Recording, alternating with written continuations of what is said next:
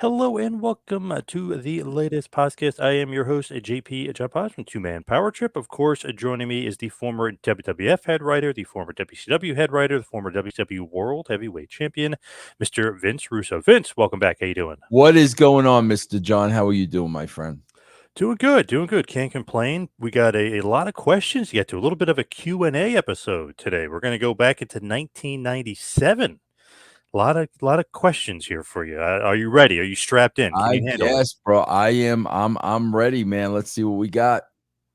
First question right off the shoot here. Did you like the free-for-all shows that aired before the pay-per-views?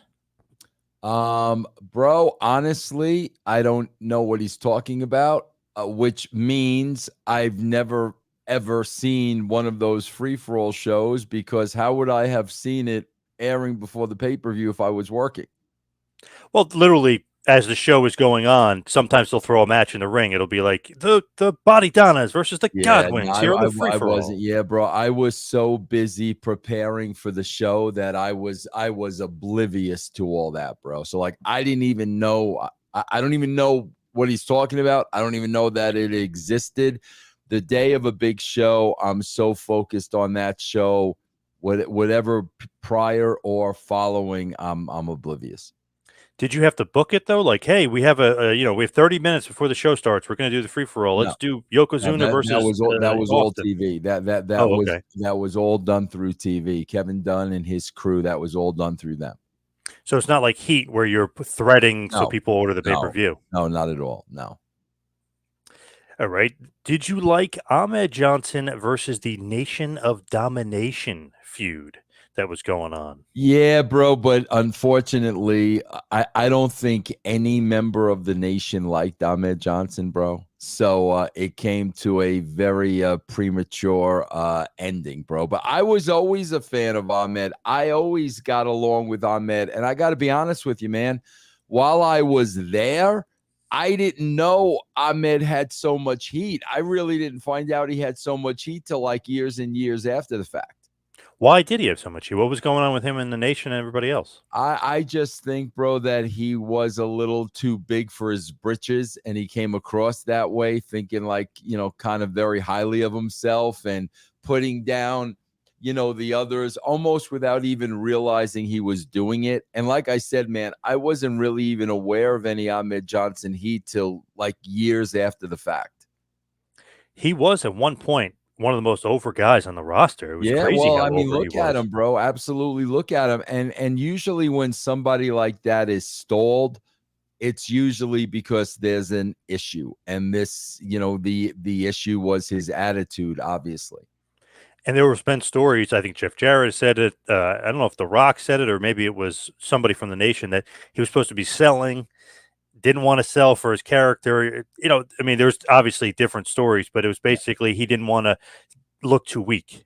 Yeah, no, I'm sure that had something to do with it, bro. Absolutely. So what did you think when you had Ahmed join the Nation? Remember he turned heel for a little bit and actually joined the Nation? What did you think about that? No, bro, I thought, listen, I'm not going to do anything that I don't think is good or good storytelling. But again, bro, like he had such heat with the people involved that, it couldn't turn out the way I wanted to. That happens a lot, bro. Like where I've got a plan and I want to go through something. And then, there are, situations like this that might just change things. If he's really over, why turn him heel to join the Nation? Was it just the swerve, bro, or was it he wasn't as over anymore? Let's turn him heel. No, I think it was just storytelling, bro, just to keep things fresh. Do you think he should have kept him babyface and kept the momentum going? Because he kind of turns back pretty quickly. He doesn't really stay heel for too long. Yeah. I mean, bro, it's hard to say, man, because going back like that long, I can't remember this. I really can't remember the specifics, bro. We probably turned him back out of there because they didn't want him in the group.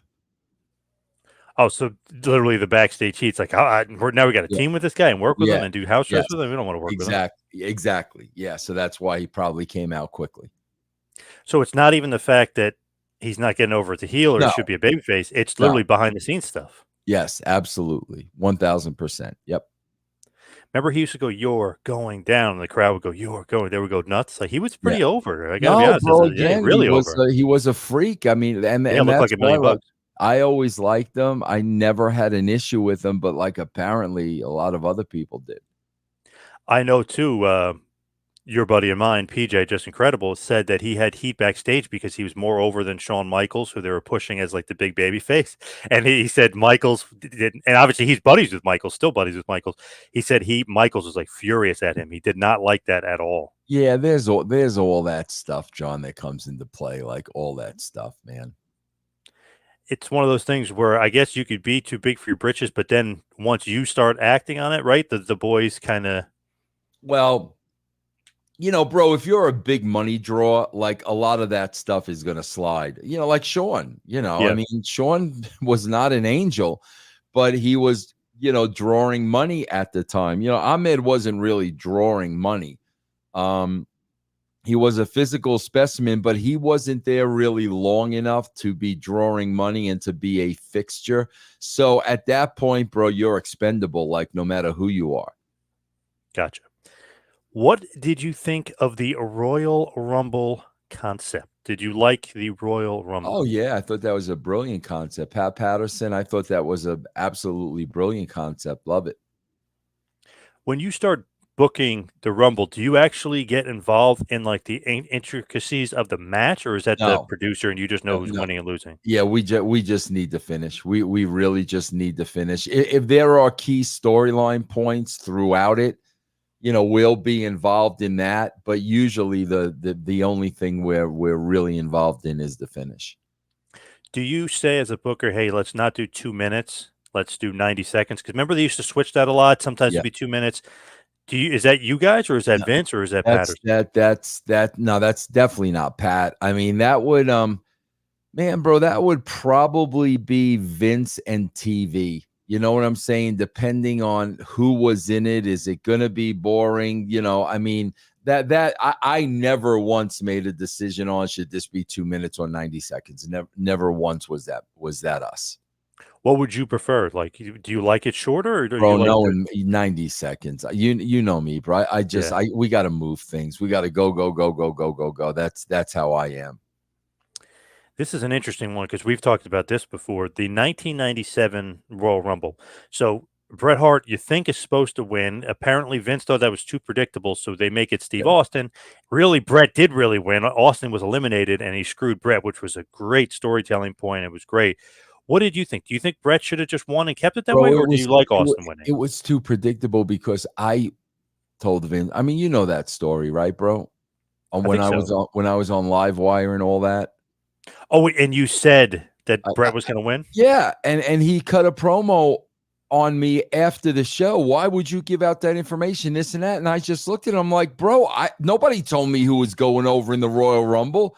It's just 100% predictable. Bret's going over. I mean, that's really how it went down. And when I told him that's when they changed the finish. Do you think that was wise on his part, or do you like that because it told an awesome story with Austin and I Bret? Like it just definitely kept the like feud going. that, bro. You see that's the thing, man. Make them freaking think things out. That's what I hate about today's product. Everything is so simple and so predictable. They're not thinking anything through. So yeah, man, I this was very, very predictable, and I forced him to think it through. It's so interesting. Like, Vic Venom on Livewire, bro, Bret's gonna win. Like, you know what I mean? You're not really thinking about it. You're just giving an Right. honest I opinion. mean, come on, bro. Like nobody told me, nobody smartened me up. It was if you're watching the show, that's what they're gonna do. Just like just like you're watching now, bro. Like, okay, so Jay's gonna rejoin Roman and Jimmy, and we're gonna go through all that again. Oh, okay. I mean, my God, bro, it's as obvious as the nose on your face, bro. When you look at that, it was cool too because I thought Bret was going to win. Obviously, you change it. Even the '92 Rumble when Flair wins, total swerve or total change because I thought Hogan was going to win. So it's good Yeah. to throw that curveball out there. Absolutely, it is, man. Absolutely. You need those holy crap moments. That's not what I thought was going to happen. Yeah, unpredictable, definitely. Now, why didn't Vince capitalize on Stone Cold Steve Austin right after the King of the Ring promo? Excuse me. He was on the pre-show for SummerSlam 1996. It was him versus Yokozuna on the pre-show. So everyone always says Austin 316, what a moment. One of the biggest things ever. Vince literally didn't do anything for 3 months until Brett returned. Yeah, because he probably didn't want to admit he was wrong. He probably, when he's telling me, Steve Austin is the ringmaster and he's never to speak a word. And then when he cuts that promo and I put it on the cover of the magazine and Vince says, take it off, I don't know what it means. He was probably a little embarrassed that he had no idea who Steve Austin was, what Steve Austin was capable of. So that's why he didn't push it maybe as quickly as he should have pushed it. Who's the one that smartens him up? And it's like, hey, Vince, Austin 316, look at the signs, look at this. Like, who smartens him up? I don't think anybody has to smarten it up, bro. Like he's smart enough to know when the writing is on the wall. He's smart enough to see that stuff, and I'm sure it got to a point, bro, of where it could no longer be ignored. It is crazy to think that everyone says like, oh, what a moment. It's just as big as Hogan turning heel in the NWO. It literally didn't kind of come to fruition until 3 months later when Brett and him start feuding. Then they start doing the Austin 3. So it's like, wow, why Vince should have normally you think Vince would capitalize on that right away. Like, what a promo by Austin. Yeah, I still don't think he was sold on Austin. Wow. Crazy. Yeah. How crazy is that? Looking back. No, I mean, obviously, like you said, John, he's not going to leave money on the table. So he's not, I don't think he's sold on Austin yet. Did he think 316 was blasphemous or something? Why he was like against Austin? No, he didn't understand it. He didn't know what it meant. Like he didn't get it. Like that's why when he was that documentary, when he's putting that over, you get that. Listen, I don't like to call anybody a liar, even though, John, I got to tell you this, bro. I did the Piers Morgan show. Oh, right. Yeah. And it's going to come out any day. Bro, I buried Phil Mushnick, man. Oh, Phil. Poor Phil. Up and down on that show. Oh, my God. My point is, I don't like to call anybody a liar. I call Phil Mushnick a liar on that show. I don't like to call anybody a liar. I like to say people forgot. So I really think Vince is forgetting the whole magazine headline and all that. I don't think he's lying about it. I think at his age, he's just totally forgotten about it, and that's fine. And people are starting to bring up, for whatever reason, after seeing all these chair shots Vince took to the head, CTE maybe, Hey, bro, listen, man, every 2 weeks I'm reviewing the Attitude Era, and some of those shots to Vince were freaking hellacious, bro. I would not doubt that for a second. Man, he just wanted to be one of the boys, huh? Taking those shots, crazy. Yeah, bro. Shots. I mean, yeah. I mean, I guess you know what I mean. Now, you were mentioning how Vince kind of wasn't really sold on Steve Austin necessarily. So, what actually changes his mind? Is it the work? Is it the signs? What changes Vince's mind on Steve Austin? I think it's the reaction. I think he's really starting to see the reaction Austin is getting, and now that he's getting that kind of reaction, you just kind of got to roll with it. To me, what kind of I always like Austin, even going back to Stunning Steve, but I as soon as he starts feuding with Brett, you're like, wow, this guy's on Bret Hart's level. You know what I mean? It's like, wow, Brett's supposed to be like this, the gunslinger. He's coming back to take over the town. It's like this guy Steve Austin is neck and neck with him. Absolutely. Yep, 1000%. With McMahon, right? You're saying he's not going to leave money on the table. He's going to see this. Is he thinking of Austin as like a main eventer, or is he thinking of him as like a top guy that's going to lose to the top guys? You know what I mean? Like that kind of guy. I still don't think he's seeing Austin as a main eventer, bro. I just don't. I really think it took him a while to really understand, and that was all Steve. I mean, that was all freaking Steve, bro. So no, man, I don't think Vince saw him as a main eventer right away. And then once he starts getting that reaction, then he's like, "Damn, I can make money off this guy. Look at this guy. He's like, he's the next Hogan here." Like, I mean, it gets to the point, bro, where like somebody just can't be denied. You know what I'm saying? You just can't deny this person. What did you think of Psycho Sid Vicious as WWF champion? He probably could have, and maybe should have, held the belt longer, in my estimation. Yeah, no, I love Sid, bro, and I'm not saying that because the guy just passed away. I put Sid over every time I've ever done an interview. I think his promos were so freaking underrated. I think he had such a great freaking, intensity. He was a freak, but that's probably a situation, John, where Sid didn't need the belt. You know what I'm saying? I mean, he was an attraction. I mean, just look at him. You don't, you got to put that belt, sometimes you just got to put that belt on somebody that needs it. And he was not a guy that needed that belt. Makes sense. Yeah. What did you think of the In Your House pay-per-views? Do you like that branding? Do you like that it's in your house and these 2-hour long pay-per-views that Vince started Yeah, I off mean, with? I thought it was pretty cool that they gave a house away. I mean, I thought that was a pretty cool concept. So, yeah, I mean, I had nothing to do with the origin of that or anything like that whatsoever. But I thought it was a pretty cool concept, especially like I said. I think a lot of people forgot we gave a house away. That was the gimmick. So I thought that was pretty cool. I interviewed Todd Pettengill a while ago, and I was talking to him about In Your House. And he said Kevin Dunn used to be in his ear, and he'd be talking to the guy, and he said he'd be making jokes. He would try to get him to crack. He would try to get him to break. Like, hey, that's what you're really saying to this guy? Like, I was surprised almost that Yeah. that Dunn was trying to mess with him, like while What, he's what's doing In what's Your he House. what's he doing now?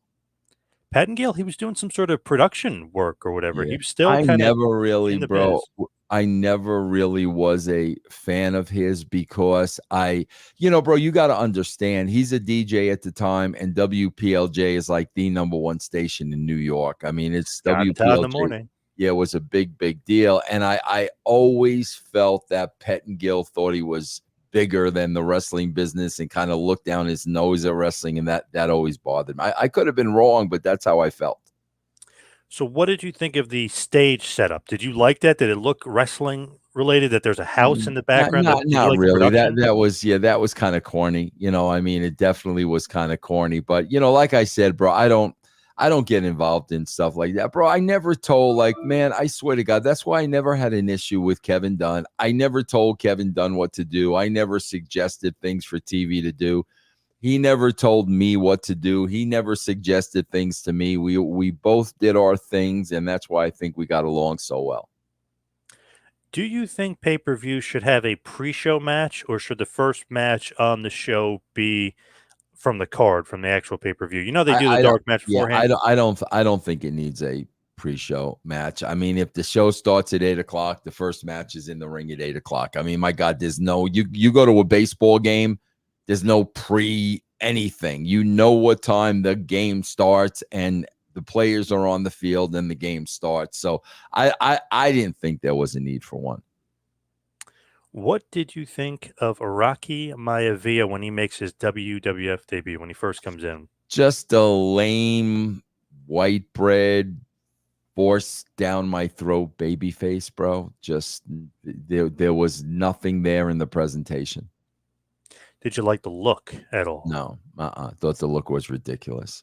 Did you like the name at all? Rocky Maivia. Mm-hmm. Yeah, I mean that didn't bother me.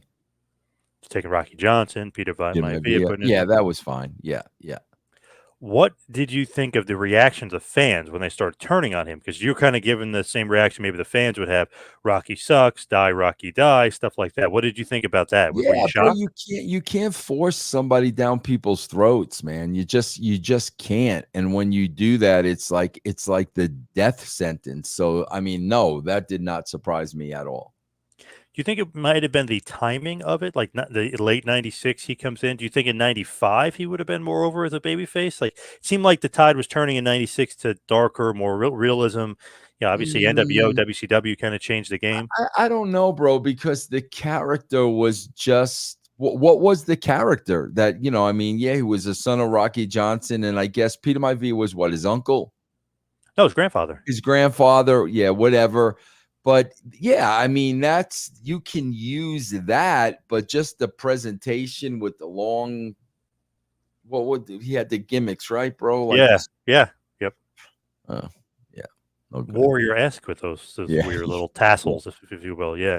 yeah, yeah. Do you think Vince saw something in him? Do you think like, No. oh, this guy's a blue chipper, he's going to be WWF champion? Do you think? Bro, Or no? bro, I swear to God, I can remember as clear as yesterday walking in Bruce Pritchard's office, and Bruce had a picture of Rocky Maivia on his desk.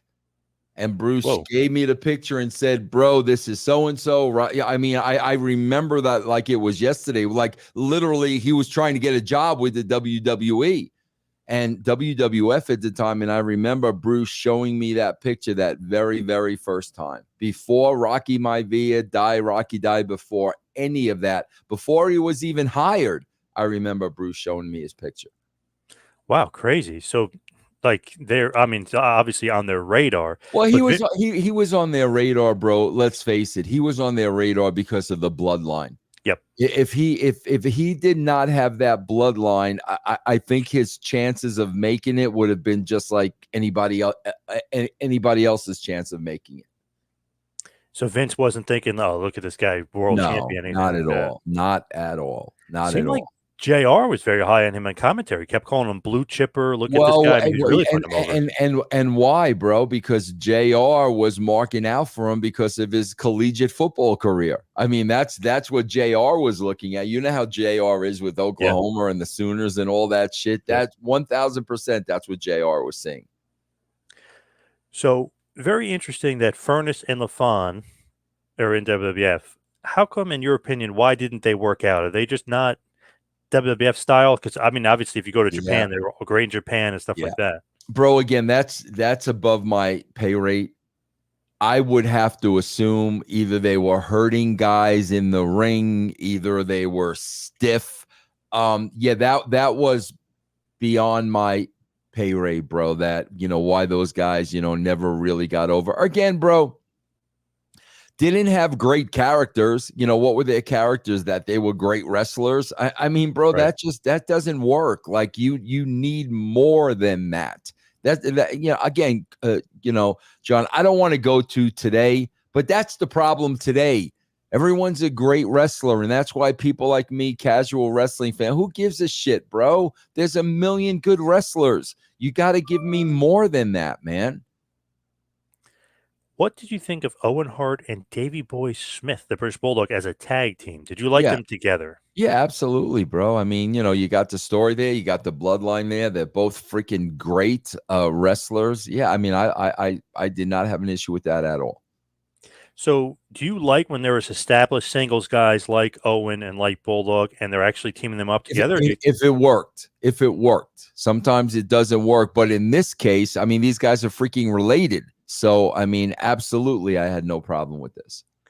Do you think sometimes when they do that, it's because the tag division is weak and you got to take two strong singles guys, put them in the tag division, and try to lift up the tag division? Yeah, probably, bro, because there's a lack of tag teams. And right now we need more tag teams than single wrestlers. Yeah, that definitely comes into play. Seems like they carried the tag division for a bit, 96, 97, those two. Yeah. I remember, bro. That was right around the time when I got that, when I got the call from Vince to go up in the office. It was right around that time when Davey Boy and Owen were teaming. So Owen Hart, Goldust, and Triple H had the first triple threat match on Raw. What do you think of triple threat matches in general? Do you like that as like a booking tool? Do you like multi-man matches? I love booking triple threat matches. I really, really do, because it's there's more appeal to that than just a regular one-on-one, and it can open up the creative envelope for the three of the people involved. And also too, bro, if you don't have a great worker, it's a lot easier when there's a three-way than just a one-on-one match. What about Fatal 4-Way? Is that too much, or you like the Fatal 4-Way? I'm cool with that, bro. Bro, you know me, man. I'm gonna like anything better than a traditional wrestling match. I'm going to, bro. So yeah, I mean, I have no problem with the 4-way. I still, bro, when I'm doing my little territory here in Denver, I'm still booking those things. So would you prefer if it was like elimination style, or do you want one fall to a finish? Like, I do you want to even throw an extra I like elimination, bro, but those matches just take more time. You know what I'm saying, bro? So it really depends on how much time you have on the show. So at one point in 97, Bret Hart drops the title after he wins it to Sid Vicious the following night on Raw.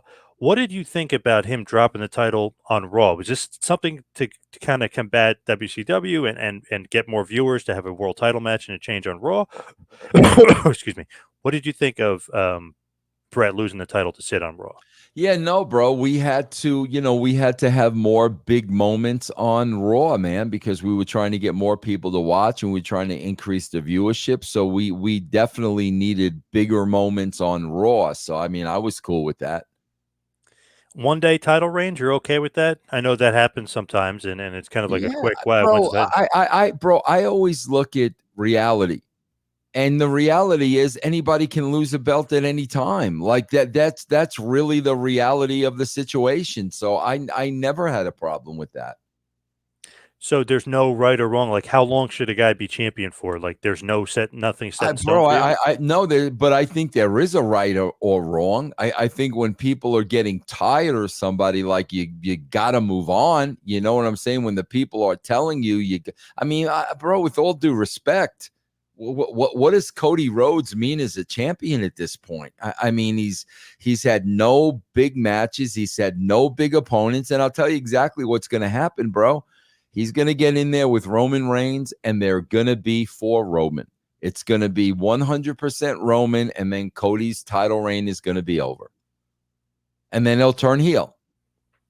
So certain guys, if they're over, keep them with the title. There's not Absolutely, necessarily, man. you got to hold it for this date and then Nah, right in the book. man. If somebody's not over with that title, man, you got to get it off of them, bro.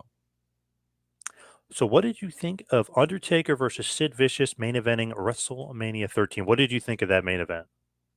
I mean, on paper, it's a great main event. Two guys that size. I mean, you don't get that often, bro. God, especially today. My God, bro, when you look at wrestling today, when have you seen two guys that size in a match? Bronson Reed maybe and Braun Strowman, but that is so rare. So when you got two guys that big, that's a spectacle, and that is a main event. Do you like big man matches like that? Like you're mentioning Reed and Strowman, and obviously we're talking about Taker and Sid, but do you like big man matches? 1000%. I like big man matches 100 times more than I like little man matches, no doubt. So you want Bundy versus Andre, Yeah, Hogan, Big Andre. John Studd. Yes, Yeah, I yes. love that stuff. Yes. What did you think to the Undertaker? He kind of goes back to his original look that night. Like he goes a little old school. Do you like when guys do that for the big shows? Like almost go nostalgia and go like Yeah. something different, but something very I recognizable and do. old I school. do. I do like that, bro. I mean, it's like, come on, John. We're both baseball fans. You're a big Yankee fan. It's freaking Old Timers Day, man. Yeah. Who doesn't love Old Timers Day? But no, I don't mind that at all. What about them? Like what they just served that game up on a silver platter last night. Are you freaking kidding me, John? Are That you was kidding me? brutal. After killing the unhittable Class A, that was I brutal. mean, bro, I was like, this is after that second game. I'm like, this is four and done. The Should have been. Guardians Yeah, ain't winning a game. And then I saw last night, I'm like, are you freaking kidding me, bro? Come on. brutal. And looks like the Mets are in trouble, big time That's trouble. they're in trouble, and the Dodgers are just freaking peaking, bro. Like they're just peaking. And John, you know how television is, man. They want a Yankee Dodger World Oh Series, God, yeah. Yep. no doubt about it, man. Otani versus Judge. Yeah, that's what they Yeah, want. yeah, yep. So why did it take so long for Undertaker to become the champion again? It was basically 6 years since he was champion. He won it in 91, loses it, and then obviously wins it in 97. So what took so long? Same thing I said about Sid. Undertaker does not need to have a belt, bro. He never needs to have a belt. Like that is the one guy that does not need to have a belt. If Undertaker needed to have a belt, he could have been a champion for 10 years. Like he did not need to have a belt. What do you think of him not having it, but being a draw, is that like the thing? He can kind of just be a draw without the Oh, title. That's like the whole thing. absolutely, bro. You're going to house shows and you're buying pay-per-views to see the Undertaker, belt or no belt, bro. Absolutely. So, next question here: was this Vince McMahon doing something nice for the Undertaker? Basically, was this McMahon saying, "Hey, you're a loyal soldier. Let's give you the world title No. here, at WrestleMania"? What was the thought process behind Vince finally giving Taker the belt? Bro, listen, everything I was involved in, it always revolved around the story. It just always revolved around the story and the best story. Bro, there was not one time Vince McMahon said to me, "Oh, we got to put the belt on so and so because they deserve it and they've been here X amount of years." And that conversation never ever happened. The story always dictated the title. So it was never like, "Hey, by the way, I promised this guy the title, so I got to Never, give it to him." never, bro. Never, never. Bro, the only in my entire career, the only time we really put a title on somebody because they deserved it was Booker T.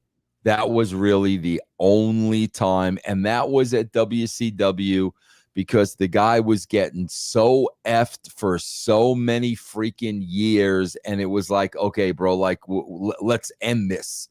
But outside of that, John, I mean, no, the story always dictated where the belt went. So what did you think about the WrestleMania streak of the Undertaker? Would you have ever ended it? Would you kept it intact? What did you think of the streak? Well, bro, wasn't it his request to lose to Brock?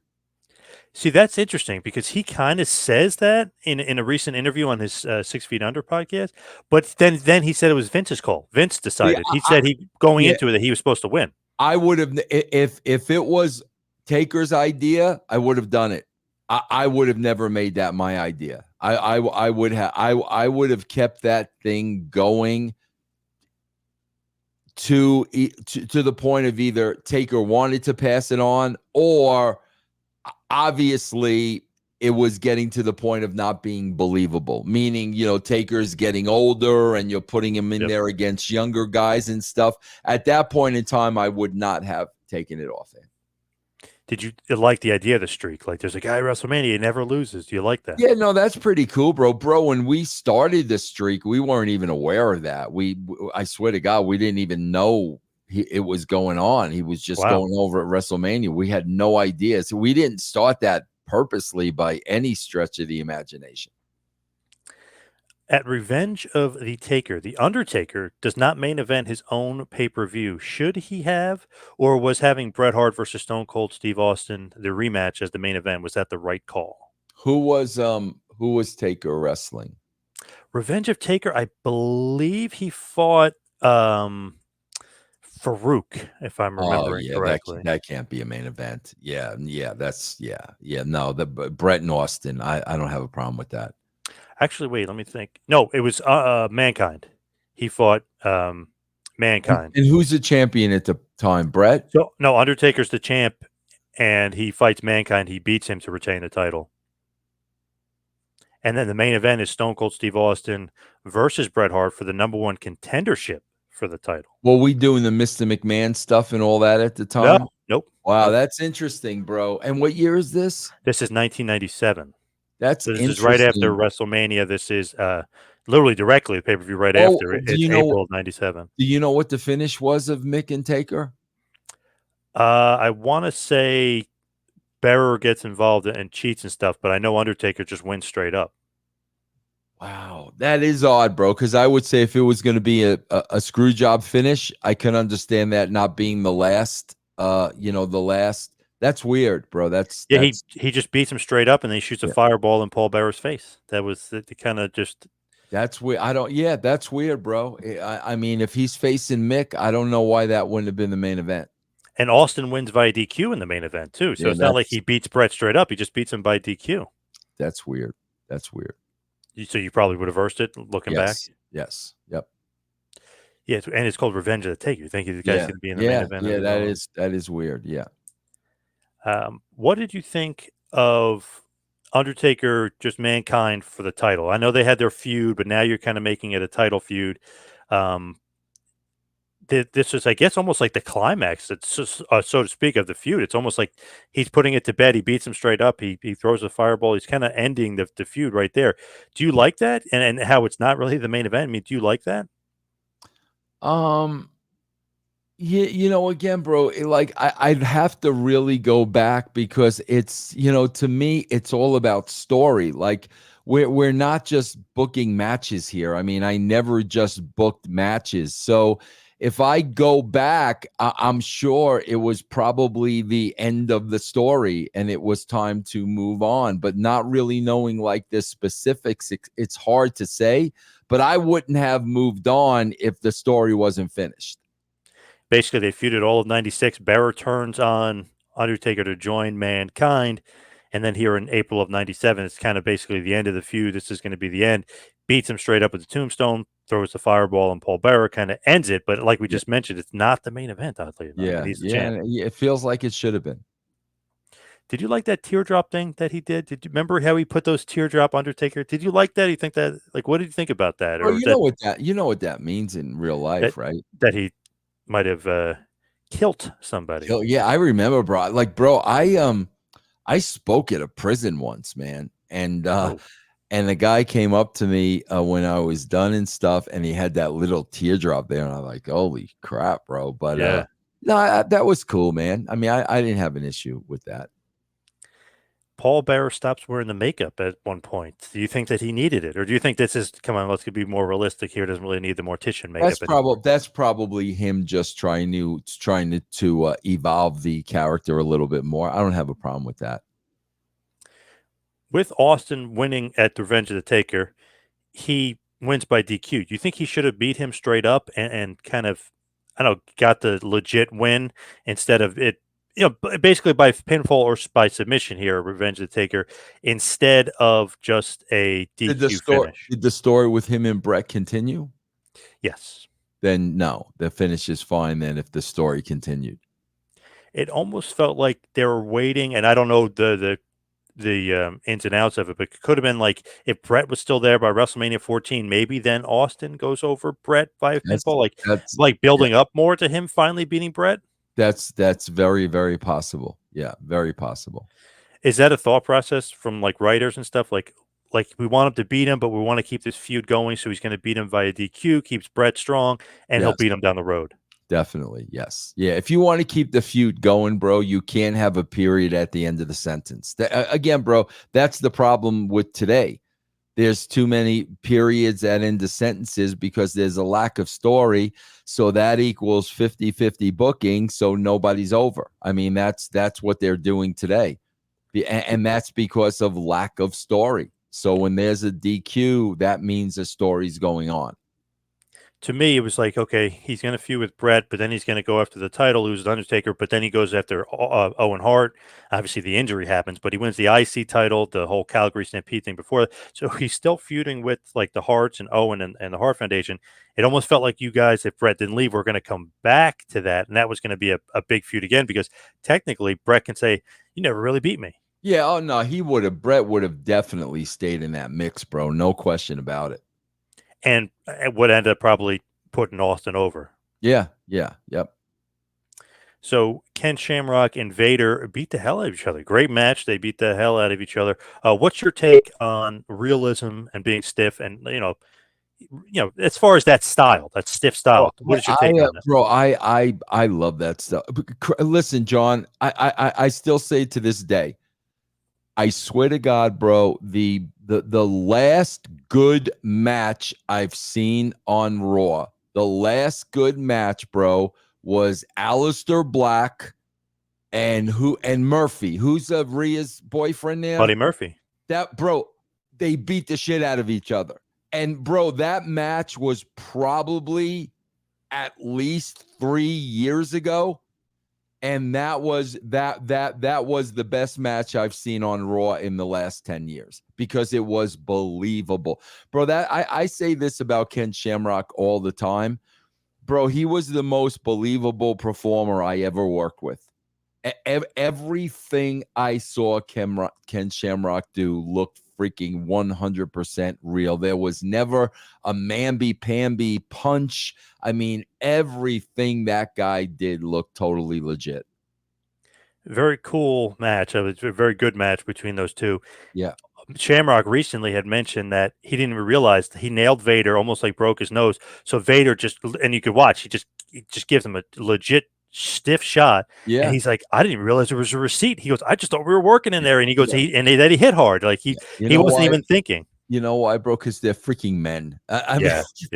they were men back there, bro. They weren't children. They weren't cosplayers. They were men back then, man. Yeah. It's one of those things where it was a receipt, but he was like, that's how we worked. You know, he didn't really, Exactly, bro. he liked it. Yeah. That's how you sent the message, bro. And when the message was sent, the guy receiving the message got it. That's how it was. So then the next pay-per-view after that is a Cold Day in Hell. Stone Cold, who had just beat Bret Hart by DQ, versus The Undertaker for the championship. What did you think of Steve Austin being a part of that match? If you remember that match, obviously Taker does end up going over, but did you think he was ready for the main event scene at this point? Because he's in the main event, he's fighting Undertaker, but he's going to lose. And when is this? This was May of '97.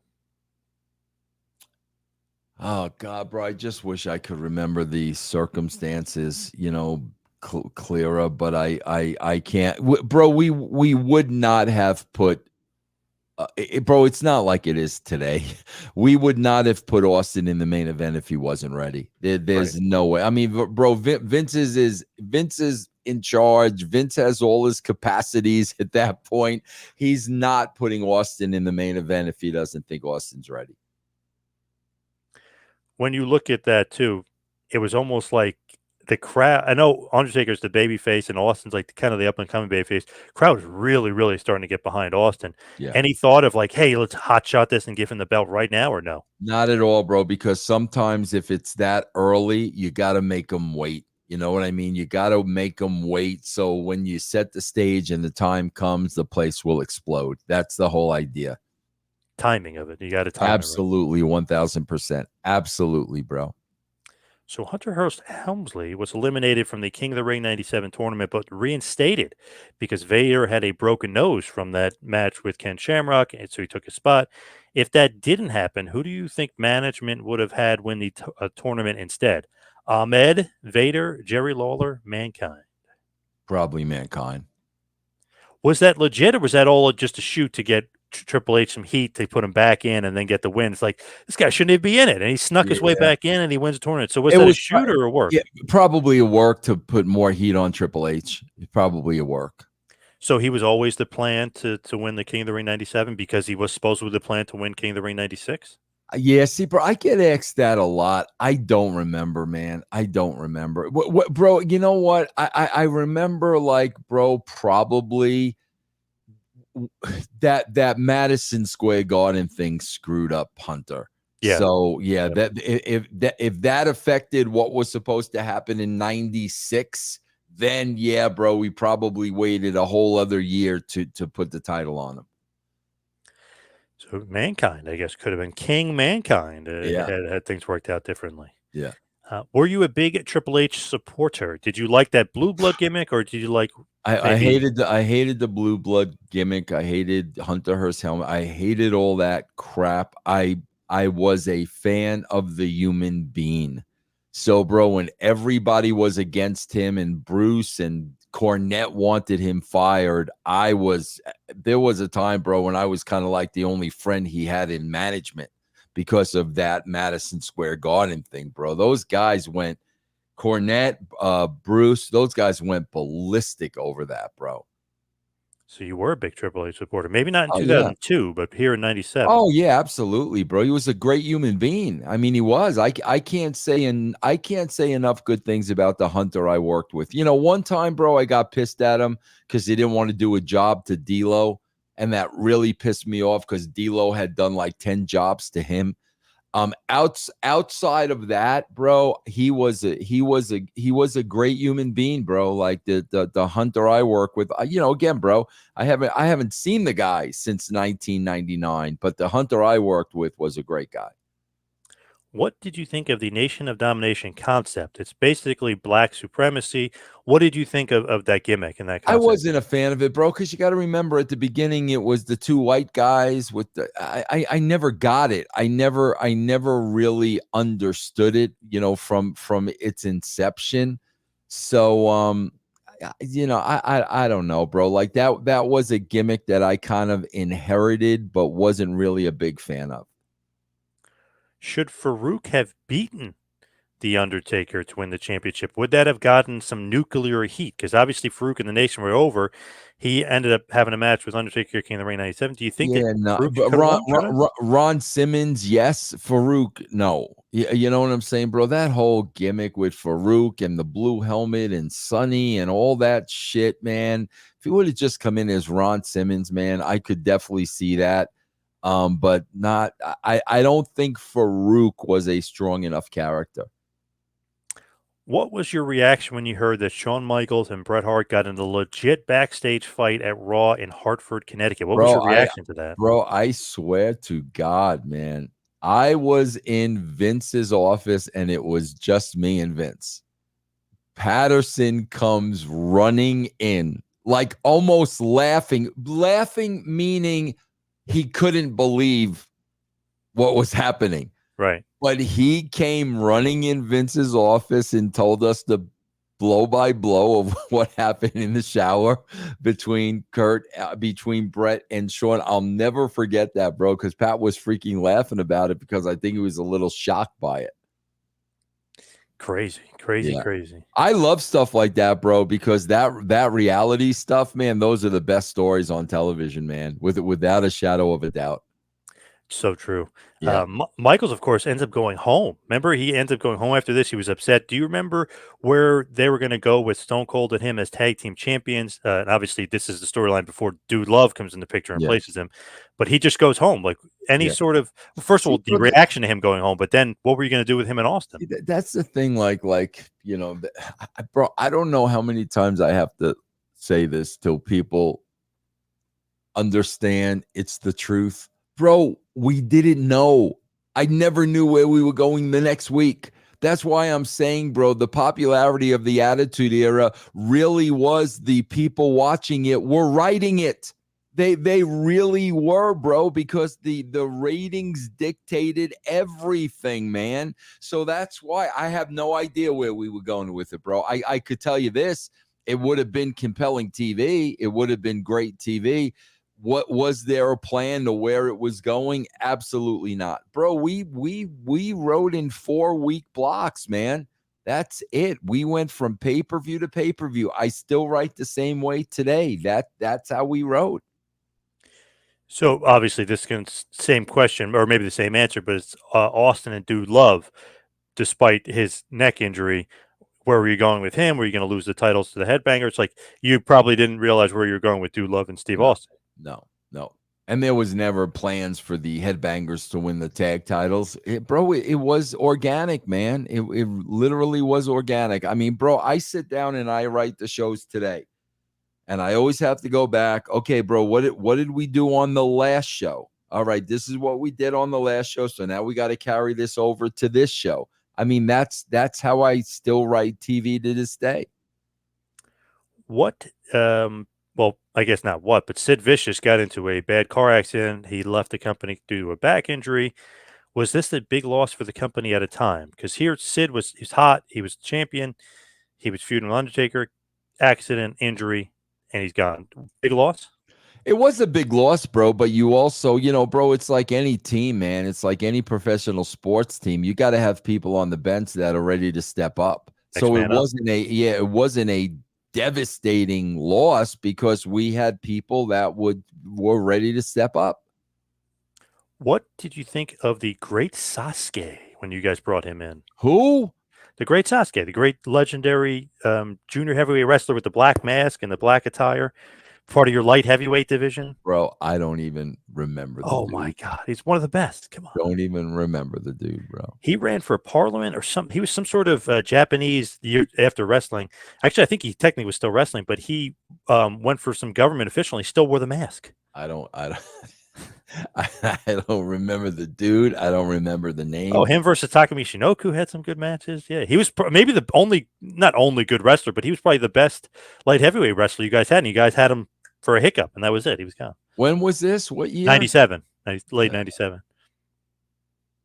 Don't remember. What'd you think about the Hart Foundation reforming at this point? Who is it? So it's Brett, Owen, Anvil, Davey Boy, Flying Brian. I love it. Love it, love it, love it, love it, love it. My favorite magazine cover of all time, bro, was that Hart Foundation on the cover of the Raw magazine. I got all of them to sign it. Oh. And what I did, bro, was when Jimmy Rave was really struggling, yeah, before he passed, I actually sold that cover and gave all the money to Jimmy. Wow. That was like, bro, that really was like, bro, I don't have any wrestling stuff, like zero, nothing. That was my one prized possession because, bro, the only people alive in there is what? Brett? Yeah. You know what I'm saying? And Jimmy was in a bad way, and I wound up selling that and giving him the money. But I love that. I love that faction, bro. Love it, love it, love it, love it, love it. Hart Foundation very dominant at that point. Do you think they should have won all the world title, tag title, like all the titles? Remember the Horsemen did that back in the day. Yeah, no, I could definitely have seen that. No question about it. I could have definitely seen that. But then, bro, I don't know, man. Well, I put all the titles on Lance Storm, and look at all the heat I have from him 30 years later, bro. So I don't know. I might have got heat from the Hart Foundation, man. Yeah, maybe. What do you think about Pillman in the group? Do you like him in the group? Obviously he fits because of the lineage and the training with them. But what do you think about it? I do. I like that group, bro. I like everybody in that group, man. Can you imagine that group around today, bro? Look at the factions today, and then look at that freaking group. Can you imagine, man? Amazing. That would have been one of the greatest groups. Yeah, great, bro. Four main event guys, pretty much. Yeah. And Anvil's awesome, but yeah. According to Terry Runnels on her podcast, when obviously Brian Pillman passes away, so this changes things. But Goldust and him were feuding. He gets Terry Runnels because he won that match, and basically she becomes part of basically Pillman. Like she becomes a part of his entourage, if you will. She was saying that the original plan was for the Goldust and her, after 30 days with Pillman, they get back together. They renew their vows. When they're renewing their vows, does anybody object? Pillman comes out and beats the crap out of Goldust and leaves them laying. What do you think about this? And that Dakota would have been not Goldust's daughter, would have been Pillman's daughter. Like there was a lot of interwoven storylines, the wedding vows, the daughter, everything else. Yeah. But it all would have been leading to a bigger feud with Pillman and Goldust. Yeah, I'm sure that's where we were going. But, bro, you want to hear something funny? I swear to God, like, bro, we're doing the whole Bro, remember there were scenes with Terry and Pillman in bed and all that shit? Remember that? Yeah, yep. Bro, Do you know I wrote all that shit not knowing they formally had a relationship? Right. Crazy. I had no idea. And I'm writing scenes with them in bed and shit. And she finally said to me one day, bro, you do know me and Brian at one point were going out. Bro, I did not have a clue. So yeah, man, I'm sure if she remembers that, I'm sure that feud was going to continue.